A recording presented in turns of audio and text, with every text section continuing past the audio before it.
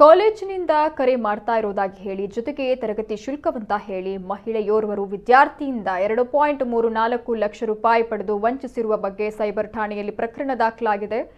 ನಗರದ ಇಂಜಿನಿಯರಿಂಗ್ ಕಾಲೇಜಿನಲ್ಲಿ 3ನೇ ವರ್ಷದ ಕಂಪ್ಯೂಟರ್ ಸೈನ್ಸ್ ವಿದ್ಯಾಭ್ಯಾಸ ಮಾಡ್ತಾ ಇರುವ ವಿದ್ಯಾರ್ಥಿಗೆ ಜುಲೈ 7ರಂದು ಬೆಳಗ್ಗೆ ಕರೆ ಮಾಡಿ ಮಾತನಾಡಿದ ಮಹಿಳೆಯೋರ್ವಳು ತಾನು ಕಾಲೇಜಿನಿಂದ ಕರೆ ಮಾಡ್ತಾ ಇರೋದಾಗಿ ಹೇಳಿದ್ದು, ನಿಮಗೆ ಒಂದು ಲಿಂಕ್ ಅನ್ನು ಕಳುಹಿಸಲಾಗಿದ್ದು ಅದನ್ನು ತೆರೆದು ಕಾಲೇಜು ಶುಲ್ಕ ಮತ್ತು ಡೆಪಾಸಿಟ್ ಮೊತ್ತವನ್ನು ಪಾವತಿಸಬೇಕು, ಇಲ್ಲವಾದರೆ ಹಾಲ್ ಟಿಕೆಟ್ ರದ್ದು ಮಾಡೋದಾಗಿ ತಿಳಿಸಿ ಕರೆ ಕಟ್ ಮಾಡಿದ್ದಾರೆ. ನಂತರ ಲಿಂಕ್ ಒಂದು SMS ಮೂಲಕ ವಿದ್ಯಾರ್ಥಿಗೆ ಬಂದಿದೆ. ಅದನ್ನು ತೆರೆದಾಗ ಕಾಲೇಜಿನ ವಿವರ ಭರ್ತಿ ಮಾಡಲು ಪಾಸ್ವರ್ಡ್, ಮೊಬೈಲ್ ಸಂಖ್ಯೆ ಮೊದಲಾದವುಗಳನ್ನು ನೀಡಲು ತಿಳಿಸಲಾಗಿತ್ತು.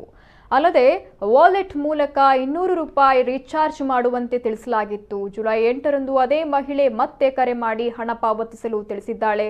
ಅದರಂತೆ ವಿದ್ಯಾರ್ಥಿ ತನ್ನ ಖಾತೆಯಿಂದ 74,126 ರೂಪಾಯಿಗಳನ್ನು ವರ್ಗಾಯಿಸಿದ್ದಾನೆ. ಮರುದಿನ ಮತ್ತೆ 60,000 ರೂಪಾಯಿ ವರ್ಗಾಯಿಸಿದ್ದಾನೆ.